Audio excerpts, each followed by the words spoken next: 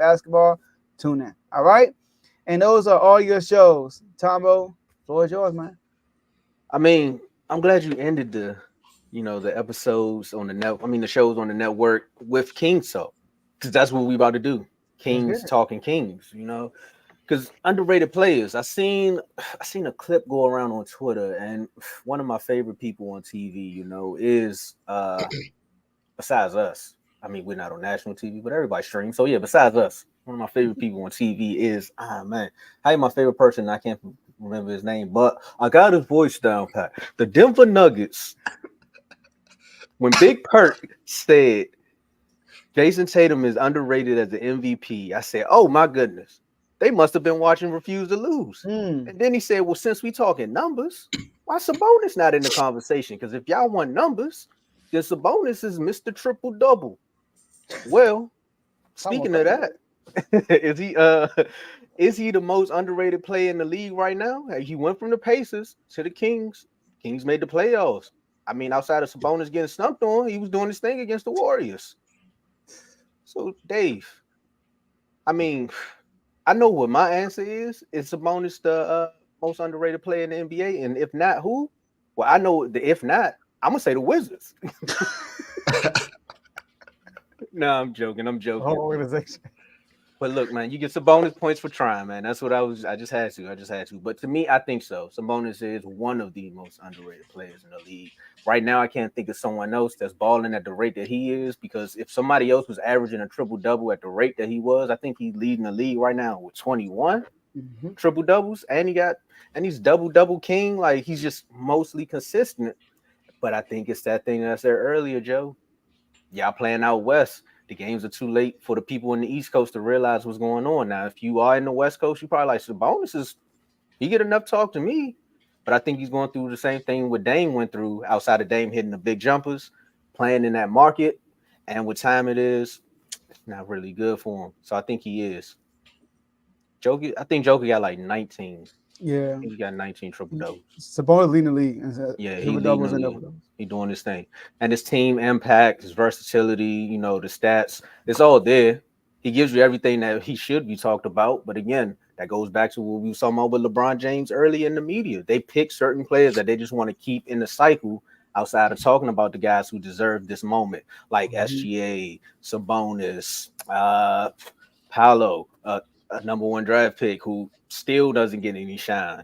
Cade, who's out in Detroit making plays, but because Detroit is losing. You got Mm. other guys. Let's say that's all I got right now. I'm not gonna keep saying too much. Oh, Ant. Ant gets talked about every now and then. Like it takes an interview for people to actually bring up Ant. But there's a lot of players that you can throw on this list that the media just overlooks. But as far as when they talk numbers and they talk stats, Sabonis is doing what Russell Westbrook was doing, but nobody wants to say it. Mm. Dave, who you got? I agree that he's one of the most underrated players in the league, but I also believe his teammate is also one of the most underrated players in the Mm. league. De'Aaron Fox. Disrespected too. De'Aaron Fox, people forget he was Mr. Clutch last season. And he has done nothing but pretty much do the same exact thing this year. But what happened to both of these two players? Neither one of them were voted as all-stars Mm. on the team that's top 5 in the West. So let me say this about Fox, man. He's not one of the most flashiest players that you're going to see. However, he is fast. So if he is driving the lane, he's going to get there and he's going to make his shots. Yep, he led the league in clutch buckets last year. Jimmy Butler was right behind him, but we talking about Fox. DeRozan was right behind him. Sorry. Jimmy Butler was third. So continue giving my man props. Go ahead. I appreciate it. My bad. Should have kept my comments to the end. Wow. Didn't need that, Joe. But Sorry. but nah, man. I'm going with Fox. I think Fox is more underrated than Sabonis is, man. Just because we hear a lot about all these other point guards, but we don't hear much about Fox at all. Unless we talk about it on the show, or unless Joe talks about it, or unless Pert brings him up. There's no one else that really just comes out of nowhere and brings him up or makes him a topic of the show. So I would more so say that Fox is more underrated than Sabonis is, simply because of everything that I said. You hear a lot of us speak about SGA, and rightfully so. Rightfully so, SGA deserves to be in the MVP conversation, but De'Aaron Fox needs to be talked about as a two-way player as well. He's also a really good defender, a really good offensive player. He may not score as much as SGA does, but trust me, he's just as lethal. You don't want Fox to have you on the island, because trust me, he's going to find a way to get to the lane and make a clutch bucket, whether it's a fade, a three, a layup, or even a dunk. Trust me, Fox is going to be able to get his shot. And Fox is not scared to shoot the ball at any moment. If they're in the zone and Fox is the featured guy in the zone, trust me, he's going to find it. He's going to go to that middle and shoot. So I would more so say De'Aaron Fox is more underrated than Sabonis. That's just my opinion. Said he read the script. He did. Dave, I agree with you. Sabonis is definitely overrated. Underrated. Definitely underrated. But his teammate is even more underrated. I think De'Aaron Fox is by far the most underrated player in the NBA. It's ridiculous how underrated he is. And I'm going to expand what Dave said. All right? Dave mentioned it. Didn't make the All-Star team this year. De'Aaron Fox is the first player in NBA history who did make the All-Star game that averaged 27 points a game, 5 assists a game, and his team was over 500. First time in NBA history that's ever happened. And not only that, his teammate didn't make it. So both of them didn't make it, like David said, right? But forget this year. What about last year? He didn't make the All-Star team last year. Remember, he was a fill-in. He was a replacement. That got hurt. Mm-hmm. Last year, De'Aaron Fox, right? These are guys that made it over him, y'all. And by the way, De'Aaron Fox had a better record than all these guys, all right? Paul George was a 4th seed. He averaged 23 points. Fox averaged 24 at the time, 25, sorry. All right? Jaren Jackson was the 2nd seed, averaged 16 points a game. Joe, but he's a center. This was on the bench. The bench, it don't matter who your position is. It's positionless. All right? He got voted in the All-Star game. Shea averaged 30. He was in the play. He wasn't even in the play-in. He was outside the play-in, and he made the All-Star team. All right? Dame wasn't even playing. Dame barely played last year, and he got voted as an All-Star. And Lloyd Marketing, he got voted as an All-Star also over De'Aaron Fox.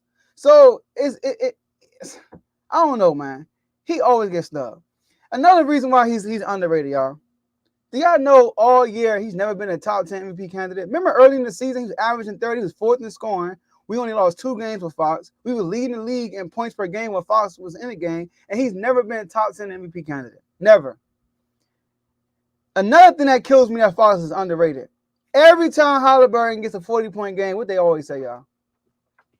Did they trade the wrong guy? Did they trade the wrong guy? But when Fox when Fox plays somebody like an SGA, toe-to-toe, drops 41 and beat SGA, do they bring up Halliburton? They don't do that. When he go against Anthony Edwards, number 1 seed in the West, undefeated at home, beat them, give them their first L at home, drop 38 points, do they talk about Halliburton now? They don't do that. So, and the defender Fox is, I feel like Fox is such a, like, people don't even talk about him as a defender. I'm trying to think how many point guards actually a better defender than De'Aaron Fox. I'm thinking to myself, is Jrue Holiday today a better defender than Fox? Does he impact the game defensively like Fox does defensively? If y'all watch Fox play, he destroys the whole game defensively. The only thing right now I believe Jrue Holiday has with Fox defensively is his size. He's bigger than Fox. But other than that, Fox staying in front of the man, all that stuff, Fox is like is an elite defender. On top of that, he's plucking people. So I think he's definitely underrated. He don't get no shine. When I hear ESPN talking about NBA playoff teams, they don't bring up the Kings. And then Tim Legler said it himself. The Kings are the only team in the West who don't have a guy who could take over the game like the first guy could. We the only guy who got a second guy like that. Well, Malik Monk? Our sixth man? That's what we banking on? Malik Monk, you my guy. I ain't trying to diss you. But Malik Monk ain't daggone Carl Anthony Towns. Right? Malik Monk ain't Chet and Jay Will together. Both of them guys can score, right? Malik Monk ain't no Paul George. Malik Monk ain't no Kyrie Irving. Malik Monk ain't no Devin Booker. Like Fox is the only guy on this team that literally can carry a guy. And he got his team in playoff contention, but he gets no shine. So he definitely is the most underrated player in the NBA, in my opinion. No question. Joe, you want to know what's funny? When you was going on your rant about Fox, this sounds like when John Wall and the Wizards was actually good, and nobody wanted to put John Wall in the top point guard conversation. So I know where you're coming from with this one. It's like my man balling out, but at the end of the day, you got Mr. Kyrie who played 10 games a year, and everybody's like, "You the greatest point guard ever." He's like, "Wait, hold up, my man only out here just averaging 10 assists, almost like 20 points a game, but nobody want to talk about it." So I know where you coming from, and you swayed my vote, man. I was with Sabonis, but now I got to go with De'Aaron Fox. See, Sabonis, he don't score enough, in my opinion. And like he don't dominate. His numbers are good, but he don't dominate it. He does sometimes. He dominates when it comes to rebounding. He definitely dominates when it comes to that. It's almost a guaranteed rebound for him when he's down in the paint. He does. But when I was talking about that zone, Sabonis is the one who's not taking no shots in the zone. He's way too hesitant. He got exposed in that game. So Joe talked about it too. He's like he don't take no mid ranges, right? No, man. Like he hesitates too much. Like, and then he's trying to play bully ball too much. And we play bigger centers. He has troubles every time. Like Zubac, dude from the Pelicans, Travis Kelce. What's his name? You about to call him Aquaman? No, you talking about Valanciunas? Steve Adams, my bad. Valanciunas? Yeah, Valanciunas, right? He do look like he do look like Travis Kelce. Yeah, he like Travis Kelce. And so we play guys like that. We Sabonis have an issue. Draymond Green, great defender. Sabonis was neutralized against the Warriors last year in the playoffs. So, and then look, lastly, in the playoffs, bro, Fox turned up against Steph Curry. He was going out. I told you, I asked J-Mo, has Steph Curry ever lost a game in the playoffs when he was on fire? He said, nah. I said, yeah, he did. Go rewatch game 1 last year. Steph Curry could not miss. The whole series, we couldn't stop Steph. And we still went game 7 with them. Steph had a good game every game that series. And Fox was answering the bell every single time. Fox broke his finger and we still went game 7. Come on, man. So this dude gets no respect. You got guys who don't even perform in the playoffs getting more respect than him. Man, this way to the playoffs. My man gonna turn up. He got unlimited pump. Teddy, when you place the bonus, keep your hands up. That's it. Don't even jump. Keep your hands up. Stay vertical. That sounds like Jimmy Butler-esque, unlimited pump fakes. But Jimmy Butler elevates when he shoots his jumpers, though. Definitely does. He elevates. That's my Sabonis dog. Ain't elevating, bro. Come on now. That's my dog. I appreciate it. He barely getting off the ground. He did a one-hand push. He did a one-hand shot like it's 1985. Like Magic Johnson. Yeah. Oscar Robertson out that jump.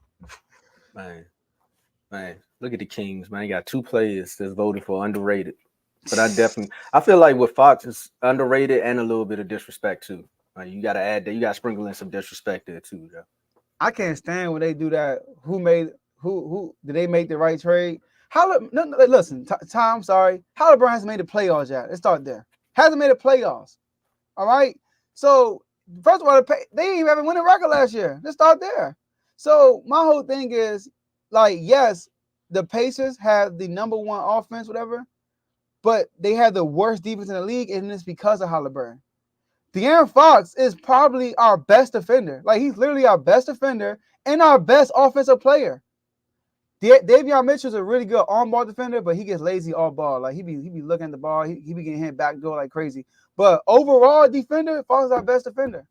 So the impact he make, man, playoffs. Win, lose, or draw, I hope we get a team like Oklahoma City so Fox can be on. I want him to go against another good point guard like he did with Steph last year. Like I want to go against another person that he can go toe to toe with. Matter of fact, everybody in the West. For everybody in the West. Yeah, there's a lot of favorites out there. Except for the Clippers, they ain't got no point guard. Oh, they got James Harden. Never mind. I'm about to say, wait a minute. Damn, Wait a minute. But they ain't got no point guard that like if Fox outplay him, they're gonna be like, oh, if he outplayed James Harden the third fiddle to And James Harden rep in the playoffs. That's a downfall. Man. They're gonna we saw we did he's James Harden. Y'all saw how he strapped James Harden last time he played him. Y'all saw that, right? Mm-hmm. That's what I'm saying. Like okay, SGA, he's great offensively, Dave, but y'all hyping him defensively. He's not on ball like Fox, like that. We're not talking about him being on ball. I think that's what you not on ball. It's your defense. Yeah, it's a guard. It's good defense too, bro. You don't become a best two-way of your all-ball ability. If that case, Iverson is the best two-way player because he's one of the best on-ball defenders in NBA history. You got my vote. That man led the league in scale like 3 times, but he was never considered the best two-way player. You know what? We're going to the chat with that one. Look. Okay. My mic came on. The Kings Talk ain't playing. Told you the morning episode. We back, y'all. We back. Joe pissed. Joe Hey, I thought I was on your side with this guy. I know you were. All right, get these IG chats popping. I got you though. Let's get it.